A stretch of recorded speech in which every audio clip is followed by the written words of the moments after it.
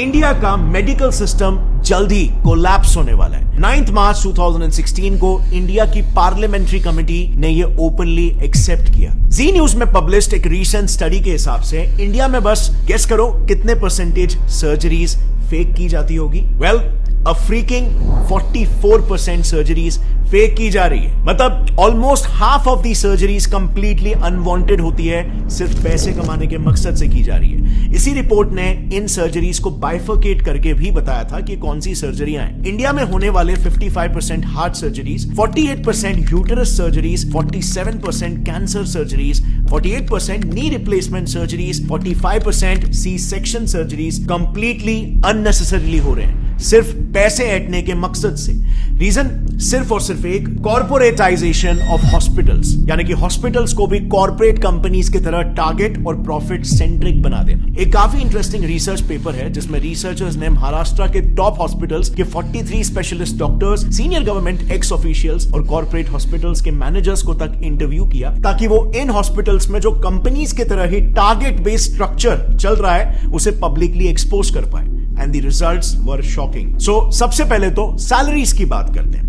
Research में participate किए respondents का यह कहना था कि हॉस्पिटल्स में काम कर रहे डॉक्टर्स की सैलरीज में बहुत ह्यूज डिफरेंस होता है। इतना ज्यादा कि न्यूबी डॉक्टर्स को 1 लाख पर मंथ की सैलरी मिलती है, लेकिन सीनियर डॉक्टर्स को 1 करोड़ पर मंथ तक भी ये सैलरी पहुंच जाती है। अब सवाल यहां पर यह आता है कि इतना बड़ा डिफरेंस क्यों? क्योंकि डिफरेंस इनके टारगेट्स में भी होता है। एक सीनियर ऑप्थेल्मोलॉजिस्ट का यह कहना है कि उन्हें एवरी मंथ 1000 पेशेंट्स को कैसे भी करके हाई एंड ट्रीटमेंट्स में कन्वर्ट करना पड़ता है। इसी पर एक और गायनेक रिस्पोंडेंट का कहना यह था कि मंथ एंड में टारगेट्स का प्रेशर काफी बढ़ जाता है, जिसके लिए उन्हें कैसे भी करके आउट पेशेंट्स यानी कि ओपीडी पेशेंट्स को भी बिना मतलब के हॉस्पिटलाइज करना ही पड़ता है, और नतीजा ज्यादा से ज्यादा सर्जरीज रेकमेंड करके टारगेट्स मीट किए जाते हैं, क्योंकि टारगेट ही यहां पर 1000 पेशेंट है।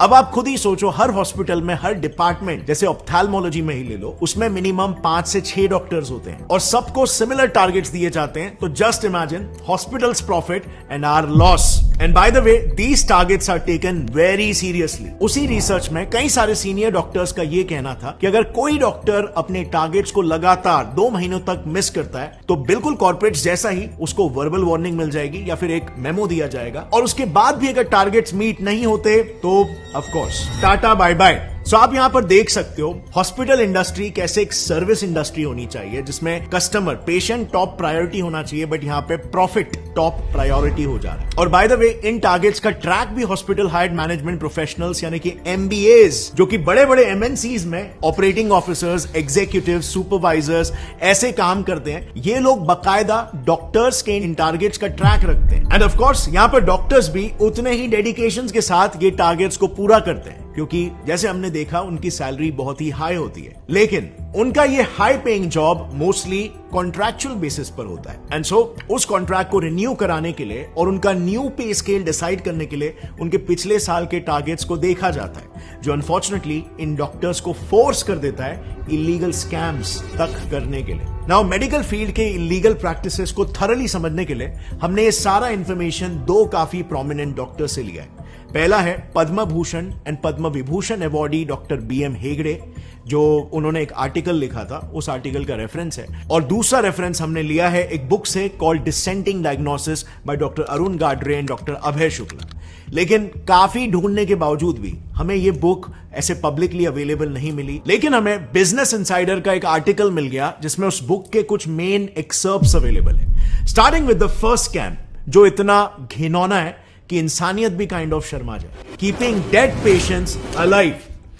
टाइम्स ऑफ इंडिया ने ऐसे कई सारे केसेस पर एक रिपोर्ट पब्लिश की है जिसमें डॉक्टर्स डेड पेशेंट्स को भी जिंदा बताकर उनके ट्रीटमेंट्स चालू रखते हैं, ताकि ज्यादा से ज्यादा पैसे बनाए जा सके, और फिर अंत में जाकर सच्चाई पब्लिक करते हैं। टीओआई में ही पब्लिश्ड एक केस में एक हॉस्पिटल ने पेरेंट्स को बिना बताए उनके 14 साल के ब्रेन डेड बच्चे को 1 महीने तक वेंटिलेटर पर रखा। 1 महीने तक जो बच्चा मर चुका था उसे जिंदा बताया गया और वेंटिलेटर पर रखा, खर्चा जनरेट किया, एंड बाद में हॉस्पिटल गिल्टी प्रूव भी हुआ, एंड उनकी फैमिली को 5 लाख रुपए कॉम्पेंसेशन के लिए दिए। अब 5 लाख रुपए मॉनेटरी कॉम्पेंसेशन तो हॉस्पिटल को देने पड़े, बट ये आप और मैं भी जानते हैं कि उस वक्त पेरेंट्स ने जब ये बात सुनी होगी, जब ये सच्चाई उन्हें पता चली होगी, तो उन पर क्या बीती होगी।